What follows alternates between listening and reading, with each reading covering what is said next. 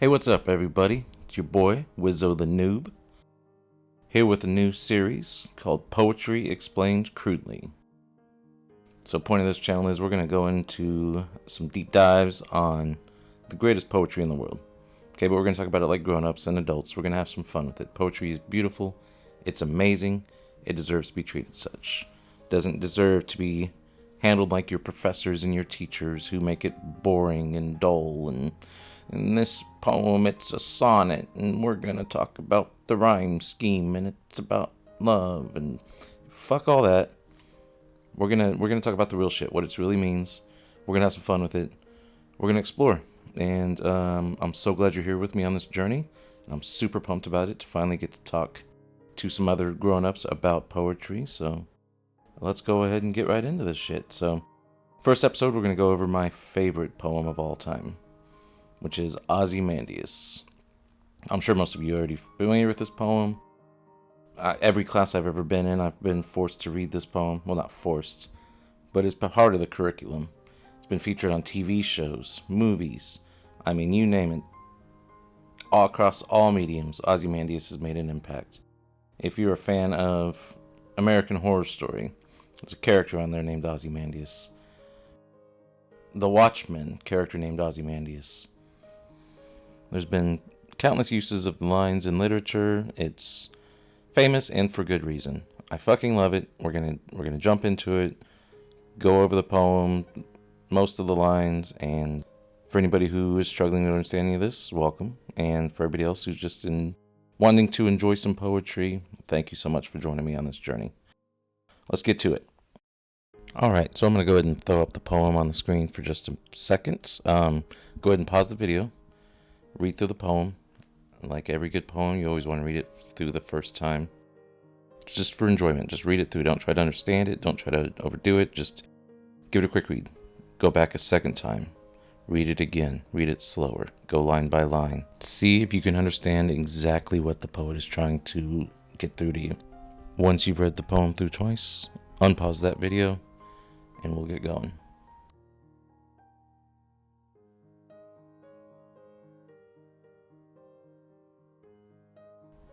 Alright, so the first thing we have to talk about is the overall meaning of the poem. What is this poem trying to say? And that meaning is pretty simple. It's that it doesn't matter who you are, how famous you are, how important you think you are. No matter if you think you're the greatest fucking person on earth, you will die, your children will die, everybody you know will die, and you will be forgotten. Doesn't matter who you are, you're not fucking special. Time catches up to everybody in the end. So it's an important lesson that I think a lot of people need to bear in mind, which is why I started on this. You're not going to live forever. The actions you take today will be forgotten, and only their impact will be felt. So all you can do is try to make yourself as good as a person you can and leave as good of a legacy for the rest of us as you can. Alright, so let's go ahead and talk about the first couple lines and what they mean exactly.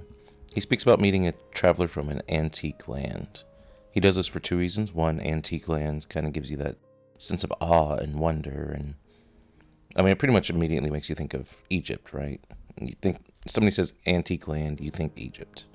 Another reason is because while Shelley was well traveled, I don't believe he ever actually went to Egypt himself or the Middle East. So by saying I met a traveler, he's taking that kind of criticism some people can level at him away of, you never been to Egypt, blah blah blah, as people always do. They've bitched in the past, they still bitch in the present. So he's thinking that way, but it does add that air of mysticism about it as well. I met somebody from an antique land and he told me this amazing story, so check this shit out. Alright, let's talk about the next couple lines and the description of the statue. He goes into details about the wrinkled lip and sneer of cold commands. Obviously, the type of features of somebody who is used to giving orders and having them fulfilled immediately. He says jump, you say how high kind of thing. So this is obviously a man with intense power and authority. And he talks about the sculptor then, and who read those passions so well, and was able to create this image of this ruler and it's so lifelike and amazing that it still survives today.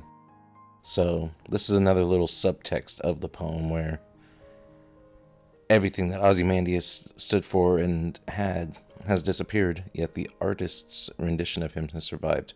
Art will outlive everything, including your great empires, your legacy, your memory. You'll die, but this statue of you survives in art. And so this was just Shelley, in a way, saying that art is better than power. A nice little dig at authority figures, and a little stand-up hurrah moment for those starving artists of the world. You may not have the power, but you will outlive the memory of everybody else around you. And I find that beautiful. So the next lines, I guess, are ones that always kind of confuse me a little bit. Which yet survive, stamped on these lifeless things, the hand that mocked them and the heart that fed. What the fuck does that even mean, right? Like, it just seems to come out of nowhere. So I've heard a couple different explanations for this. One is the hand that mocked them and the heart that fed refers to Ozymandias. His hand, he mocked his people. He didn't care about them. His heart that fed, he only cares enough about them to feed the people, but no more. He doesn't care about if they're happy, sad, whatever. As long as they're alive, doing what they're supposed to do, good. That's all he cares about. The alternative explanation is that it's describing the sculptor, the hand that mocked them, so he's mocking the features. So while he so beautifully portrayed these features, there's a hint of mockery about it, about how this Ozymandias thinks he's so great, but this artist was able to put these subtle digs into it, and the heart that fed those desires to undermine his ruler. A couple different explanations. I'm not sure. I don't think it necessarily matters a whole lot. It is part of the poem, yes, of course, but it is not the main issue. The main issue is coming up next. This last part of the poem is fucking amazing. And one of the few bits of poetry that I have memorized because it's just beautiful and it's perfect. And Shelley just nailed it on this part, 100%. So the last part of the poem finishes off, and on the pedestal these words appear. My name is Ozymandias, King of Kings. Look on my works, ye mighty, and despair. It's a pretty bold statement, right? Look at me, I'm the fucking badass. I'm the big dog in the area. Even other kings bow down to me. Look at all I've done. Look around you. Look at this just absolutely amazing empire I've built. And despair. Don't even try to think you can stand up to me. You will be owned. You will be destroyed. Don't even try it. And then the next line, nothing beside remains. How beautiful is that? How beautiful is that juxtaposition thereof? Look how mighty I am. Look at this mighty empire. And then you come to the modern day and there's nothing left. Everything's gone. It's all been destroyed and vanished into time. Round the decay of that colossal wreck, boundless and bare, the lone and level sand stretched far away.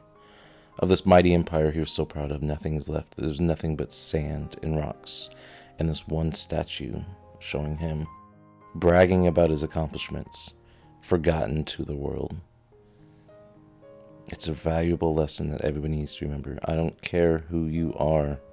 Time will forget you. All you can do is try to make the world a better place. Your actions, once again, actions are forgotten. Consequences are remembered. So the individual things you do, who you are, nobody gives a shit. But if all you do is care about yourself, you make the world a harsher, colder place. You destroy the resources for future generations. That's what's going to be remembered. Your name will be forgotten. But whenever they're suffering, whenever they don't have the same things you had because you selfishly used everything up and polluted the world and refused science, you condemn these people and they will remember that legacy. Your name, who you are as a person, nobody gives a fuck. They'll forget you. And of your colossal wreck of a life, nothing besides shall remain. Alright everybody, sorry to get a little heavy-handed there on those morals, but good poetry should speak to you and make you think about the world around you.